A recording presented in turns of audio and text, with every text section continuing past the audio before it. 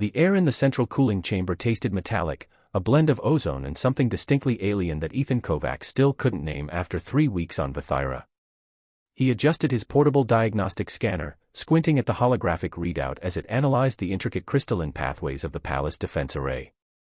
"Systems running hot in the northwest quadrant," he called out, his voice echoing through the vast chamber. "Might be a power fluctuation in the resonance coils." From her position at the central console, Queen Naravex turned, her luminescent amber eyes fixing on him with unnerving precision. 7 feet tall with iridescent indigo skin that seemed to shimmer with its own inner light, she cut an imposing figure even in the simple attire she wore for technical work. "Show me," she commanded, moving toward him with fluid grace that belied her size. Ethan suppressed a sigh.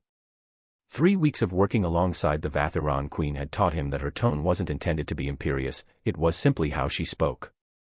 Still, being the only human on an alien world after what should have been a routine diplomatic exchange had frayed his nerves considerably.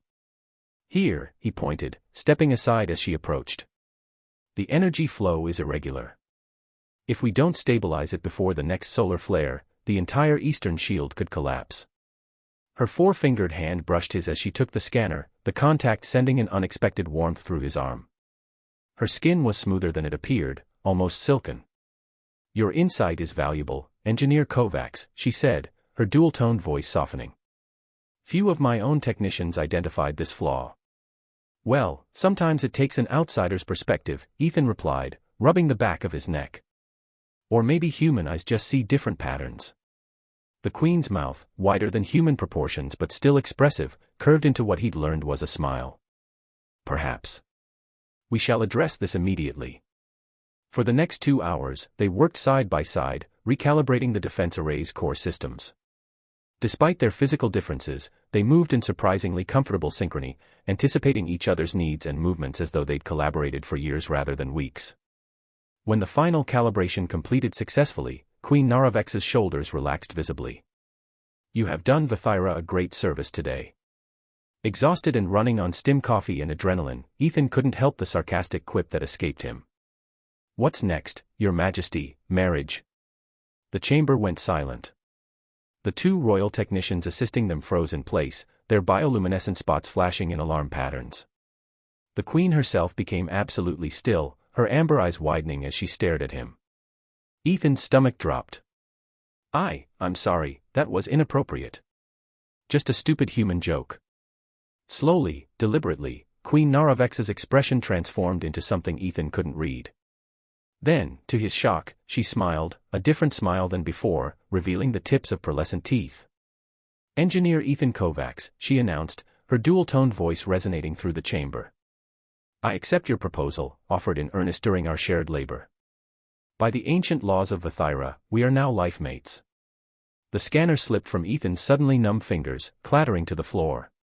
"We're, what?" One of the royal technicians made a sound like a strangled gasp. The other bowed deeply before hurrying from the room, no doubt to spread the news. "Life mates," Queen Naravex repeated, stepping closer. Her eyes held a mixture of amusement and something else, satisfaction. Such proposals are sacred on Vithira when spoken during a collaborative task that serves the greater good. They cannot be withdrawn. Ethan struggled to comprehend what was happening. "But I didn't mean, it was just an expression." "The meaning was clear in your words," she interrupted gently. "And I have chosen to accept. Come, life mate. We must announce our union to the court." As she extended her hand toward him, Ethan realized his diplomatic mishap had just changed everything, not only for him but potentially for human-Vathiran relations across the galaxy. And judging by the commotion now audible from the palace corridors, the shockwaves were already beginning. "This is absolute madness," Ethan muttered, pacing the perimeter of his newly assigned royal quarters. The chamber was cavernous by human standards, with soaring ceilings that captured the prismatic light filtering through crystalline windows. What had once been guest accommodations had been hastily converted to befit his unexpected status, the walls now adorned with ceremonial weapons and tapestries depicting what he assumed were Vathiran marriage symbols. 3 days had passed since his accidental proposal, and Ethan had scarcely had a moment alone to process the situation. Between formal presentations to bewildered court officials and crash courses in Vathiran royal etiquette, he barely slept. A soft chime announced a visitor, and the translucent door membrane rippled. Commander Kethdyra entered, her athletic frame tense with alertness. As the head of the Queen's personal guard, she'd been assigned to his protection, a necessity that had become painfully clear within hours of his new status. The delegates from the southern domain have arrived, she announced, her voice crisp. They demand an audience with the human consort. Ethan winced at the title. Let me guess, more outraged nobles who think I've violated some sacred tradition. Kethdyra's facial markings flickered with what might have been amusement. Actually, they bring gifts. It seems the southern domain sees strategic advantage in supporting the Queen's choice. Her choice, Ethan said bitterly. I didn't choose any of this. And yet here you are. The commander studied him thoughtfully. The Queen requests your presence in her private atrium in 1 hour. She wishes to speak with you, informally. Before Ethan could respond, a violent explosion rocked the chamber. Instinctively, he dropped to the floor as Kethdyra drew her weapon, positioning herself between him and the shattered window. Stay down, she ordered, activating her communication implant. Breach in the royal consort's quarters. Secure the perimeter. Security forces flooded the room within seconds. As they swept the area, Kethdyra helped Ethan to his feet, her expression grim. Are you injured? Ethan shook his head, his heart pounding. What was that? Targeted explosive device, she replied tersely. Someone is unhappy with your new position. You don't say, Ethan muttered, eyeing the destruction. The reality of his situation hit him with sudden clarity. This wasn't merely an awkward diplomatic misunderstanding, it was potentially deadly. Queen Naravek stood with her back to him when Ethan entered her private atrium an hour later. The space was surprisingly intimate, a lush garden with flowing water features and bioluminescent flora that pulsed gently in the dimming light of Vithyra's twin suns. You could have been killed today, she said without turning, her dual-toned voice unusually quiet. I'm beginning to think that's the point, Ethan replied, keeping his distance. Your Majesty, we need to talk about this situation. She turned then, and Ethan was startled by her appearance. Gone was the formal regalia she typically wore in court. Instead, she was dressed in simpler attire that accentuated her natural elegance. Her luminescent patterns, which he now knew indicated emotional states, pulsed with something resembling concern. You wish to dissolve our bond, she stated. I didn't know I was forming one in the first place, Ethan countered, struggling to keep frustration from his voice. Where I come from, marriage requires consent, understanding, usually dating first. Dating, she interrupted, her head tilting curiously. Ethan sighed. A process of getting to know one another before committing to a lifelong relationship. To his surprise, Naravek moved closer, her amber eyes studying him with unexpected vulnerability. Is that not what we have been doing these past weeks? Working together. Learning each other's methods. Building trust. That's called being colleagues, Ethan said, though he felt a strange flutter in his chest at her proximity. Look, there must be some way to explain this was a misunderstanding. Naravek's expression shifted subtly. The Therivian dynasty has ruled Vithyra for 12 generations because our word is unbreakable. If I were to declare our bond invalid, it would undermine every decree I have made and will make. So I'm trapped here because of political expediency. Ethan felt a surge of anger.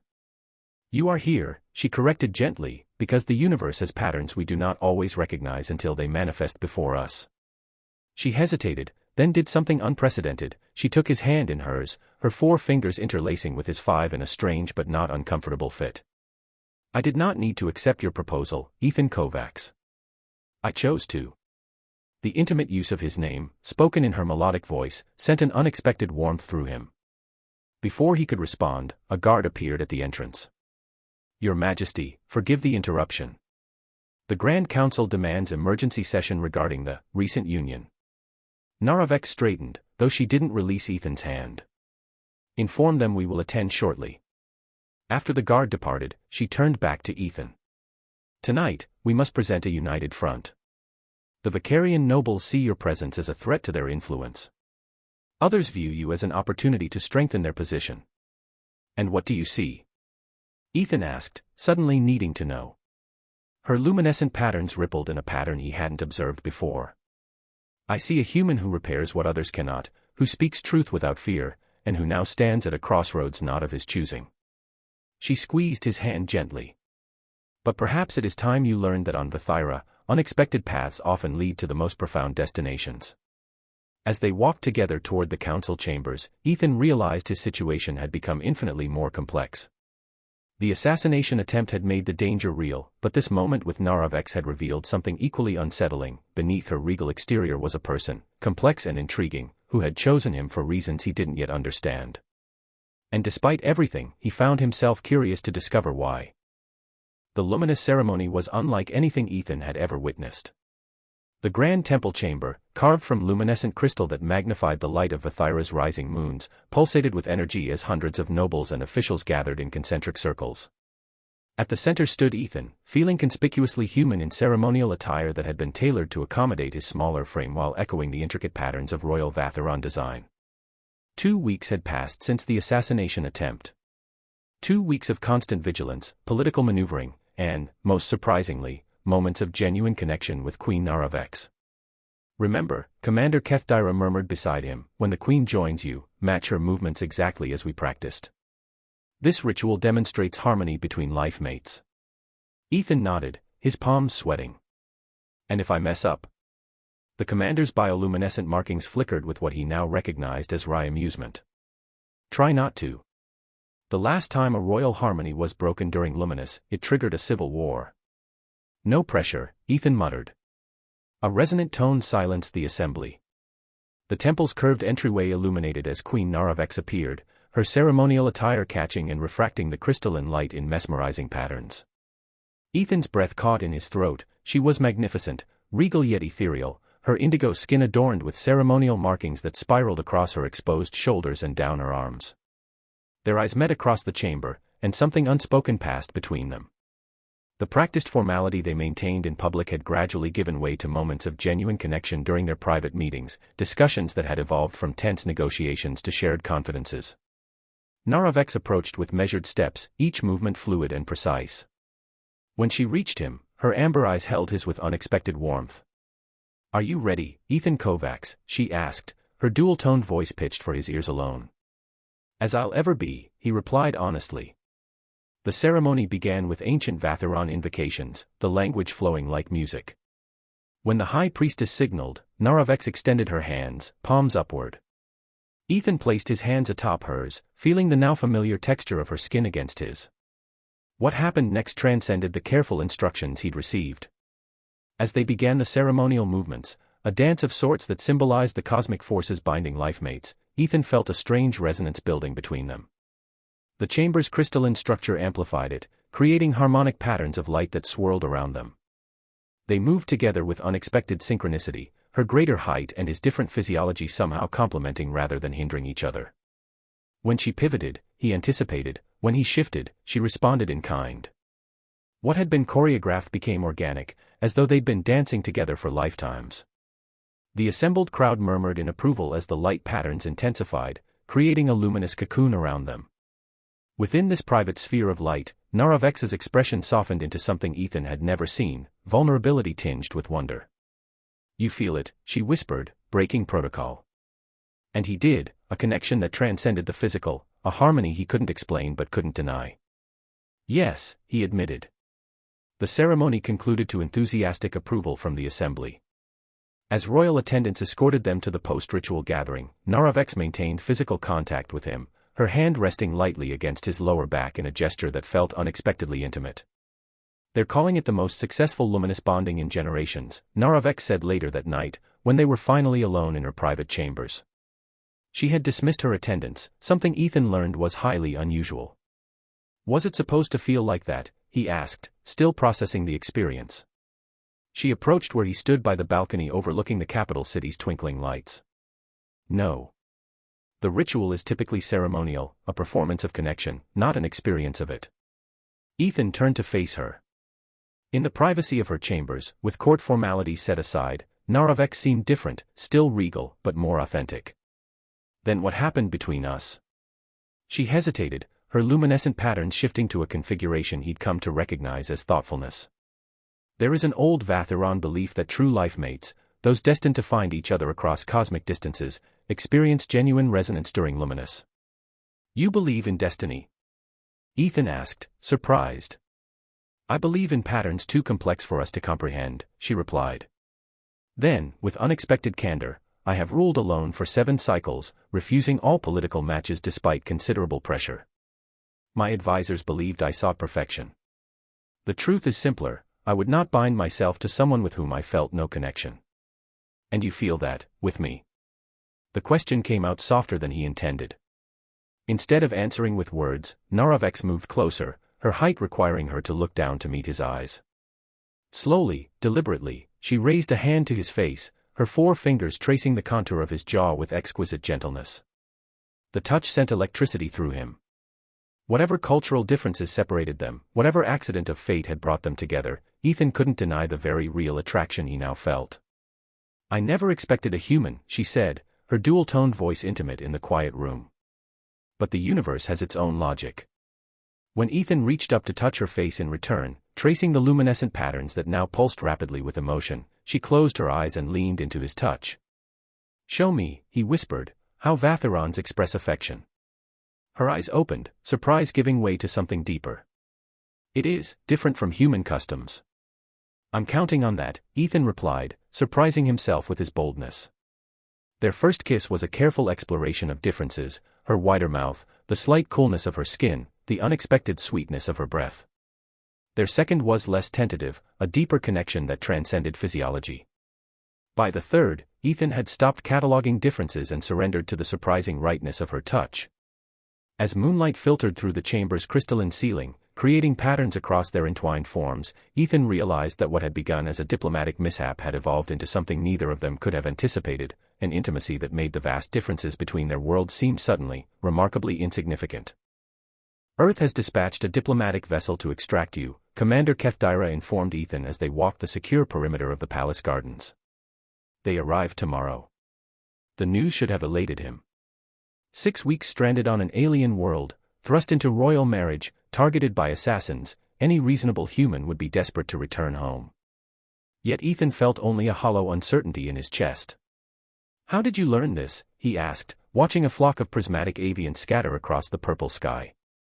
I have my sources, Kethdyra replied with typical terseness. Then, uncharacteristically, she added, the queen does not yet know. Ethan stopped walking. In the weeks since the luminous ceremony, his relationship with Naraveks had deepened beyond anything he could have imagined. Behind closed doors, they had shared not only physical intimacy but also dreams, fears, and the quiet moments that forged genuine bonds. In public, they maintained the formal partnership that political stability demanded, but Ethan had begun to recognize that what had started as an accident now felt increasingly like fate. Why tell me first? Kethdyra's luminescent patterns flickered with what he now recognized as concern. Because you must decide where your loyalties lie before they arrive. Earth's diplomatic communiques suggest they view this union as an embarrassment to be rectified. The implication was clear, Earth expected him to return, to sever his connection to Vathira and its queen. Thank you, Ethan said quietly. I need time to think. The royal archives were typically restricted, but Ethan's unique status granted him access. He had come seeking historical precedents, any record of interspecies unions that might provide guidance. Instead, he found something disturbing. These energy signatures don't make sense, he muttered, examining technical schematics he'd discovered while searching through recent security protocols. The palace defense array, the very system he had helped repair when he first made his fateful joke, showed unauthorized modifications. Someone had created a subtle backdoor in the system, allowing external control of key defensive functions. It was brilliant, insidious work that would have gone unnoticed by anyone lacking Ethan's specific expertise. Computer, when were these changes implemented? He asked. Modifications were authorized by High Counselor Vextalone, royal cousin to Her Majesty, 14 cycles ago, the system replied. Ethan's blood ran cold. Vextalone, the Queen's cousin and most trusted advisor, who had watched Ethan with calculating eyes from the moment of his accidental proposal. Who had argued most strenuously for maintaining the validity of their union, citing ancient traditions. Who stood to inherit the throne if anything happened to Naraveks. It wasn't Ethan's presence that threatened the royal cousin, it was the possibility that Ethan might identify the sabotage before it could be deployed. Downloading the evidence to a secure data crystal, Ethan hurried through the palace corridors. he needed to reach Naravex before. A massive explosion rocked the eastern wing, sending him sprawling. Alarms blared as the palace security systems activated. Through nearby windows, Ethan could see the defense array powering up, but instead of creating a protective shield, it was generating a containment field around the palace itself, trapping everyone inside. Perfect timing, came a silky voice behind him. Ethan turned to find Vexta alone, flanked by guards bearing unfamiliar insignia. The Earth vessel approaches early, and now the palace is sealed, with the Queen conveniently isolated in the ceremonial chamber with foreign dignitaries. His lipless mouth curved in what passed for a Vatharon smile. When rescue teams finally break through, they'll find a tragic scene, a human saboteur who assassinated our beloved Queen before taking his own life. You'll never get away with this, Ethan growled, backing away. The truth will be discovered. By whom? Your Earth diplomats, eager to sweep this embarrassing incident under the rug. The Vatharon nobles, most of whom resent a human in the royal chambers. Vextalone gestured lazily, and his guards advanced. You were always a temporary inconvenience, Engineer Kovacs. One I've now turned to my advantage. Ethan bolted, ducking through a maintenance access panel he discovered during his work on the palace systems. Behind him, he heard Vextalone barking orders as guards gave chase. The cramped maintenance tunnels had been designed for Vatharon service drones, giving Ethan's smaller human frame an advantage. He navigated swiftly toward the central control hub, formulating a desperate plan. If he could reach the primary systems, he might be able to override the sabotaged defense array and alert the Royal Guard to Vextalone's betrayal. As he ran, the reality of his situation crystallized with perfect clarity. Earth offered a return to familiar comforts, to a world where he understood the rules and belonged physically. Vathyra represented uncertainty, danger, and perpetual alienness. But Vathyra also held Naravex, proud, complex, and unexpectedly vulnerable. The Queen who had chosen him, who had shown him private facets of herself no other had seen. The choice that had seemed so complicated hours ago now felt simple. Home wasn't a planet, it was where, and with whom, you chose to stand when everything was at stake. The ceremonial chamber was in chaos when Ethan finally fought his way inside. Using his engineering knowledge, he had managed to partially disable the corrupted defense array, creating enough interference for Kethdyra's forces to begin counteracting Vextalone's coup. The chamber's ornate doors had been sealed, but Ethan had bypassed them through a maintenance shaft, emerging behind the dais where Naravex stood surrounded by loyal guards, facing down a contingent of Vextalone's forces. The human saboteur has triggered palace defense protocols, Vextalone was proclaiming to the assembled dignitaries, including several humans in Earth Diplomatic Corps uniforms. We must evacuate Your Majesty immediately. Your Majesty. Ethan called out, emerging from his hidden entry point. Don't listen to him. The defense array has been compromised, by your cousin. Gasps and murmurs rippled through the assembly. Vextalone's facial markings flashed with rage. Seize the human, he ordered his guards. He has clearly lost his mind. Naravex's voice cut through the commotion, dual-toned and powerful. Stand down, cousin. Explain yourself. Ethan held up the data crystal. The defense array modifications bear his authorization signature. He's created a trap, intending to kill you and frame me for it. Preposterous. Vextalone snarled. Your Majesty, this human has bewitched you. Even now, Earth sends a vessel to reclaim him, proof they consider this union an aberration. The Earth diplomats shifted uncomfortably, unable to deny the accusation. Naravex's amber eyes found Ethan's across the chamber. Is this true? Your people come to reclaim you. A heavy silence fell. In that moment, with all eyes upon him, human and Vatharon alike, Ethan made his choice public. They may have come for me, he said clearly, but I've already found where I belong. He tossed the data crystal to Commander Kethdyra, who caught it deftly. The evidence is there. And I know how to counter the sabotage, if you'll allow me access to the central systems. For one breathless moment, the fate of two worlds hung in the balance of Naravex's decision. Then, with regal certainty, she extended her hand toward Ethan. Lifemate, she said, the formal address carrying new weight, I entrust my kingdom's safety to your hands. As Vextalone lunged in desperate fury, security forces converged from all directions. In the chaos that followed, Ethan found himself working side by side with the Queen, their movements once again in perfect harmony as they raced to save her world, the world that, against all odds, he now chose to call his own. Dawn broke over the capital city of Vithyra, bathing the crystalline spires in amber light. From the royal balcony, Ethan watched the first rays illuminate the newly reconstructed defense array, a hybrid system incorporating both Vathyran and human engineering principles, stronger and more secure than its predecessor. 3 days had passed since Vextellone's failed coup. The royal cousin now awaited judgment in the palace detention center, his conspiracy exposed and dismantled. The Earth diplomatic vessel remained in orbit, their original extraction mission complicated by unexpected developments. "They're waiting for your answer," said a familiar voice behind him. Ethan turned to find Ambassador Winters, the senior Earth diplomat, approaching with careful formality. The older woman had been surprisingly understanding once the full situation was explained. "Commander Kethdyra told me you've requested a private audience," Ethan acknowledged. The ambassador nodded, coming to stand beside him at the balcony rail. "The diplomatic corps has reassessed its position. What began as an extraction mission has evolved into something more complex." "You mean now that I've helped foil a coup and potentially saved Vathyran-Earth relations, I'm less of an embarrassment?" Ethan couldn't keep the edge from his voice. Winters smiled thinly. "Politics is adaptable, Mr. Kovacs. What was initially viewed as a diplomatic incident is now being reframed as an unprecedented opportunity for interspecies alliance." She paused. "The question remains, do you wish to return to Earth, or remain here as, whatever you are to the Queen?" The question hung between them as Ethan gazed out over the alien cityscape that had somehow become familiar. "What would happen if I stayed?" "Unprecedented territory," Winters admitted. "We'd need to establish your legal status, perhaps as Earth's first ambassador consort. There would be complications, protocols to develop." "And if I returned?" The ambassador's expression softened slightly. "You'd be debriefed, celebrated briefly as a hero who survived an alien royal court, then quietly reassigned to some earthbound engineering project. Life would return to normal." Normal. The word once held such appeal. Now it felt hollow compared to what he had discovered light years from home.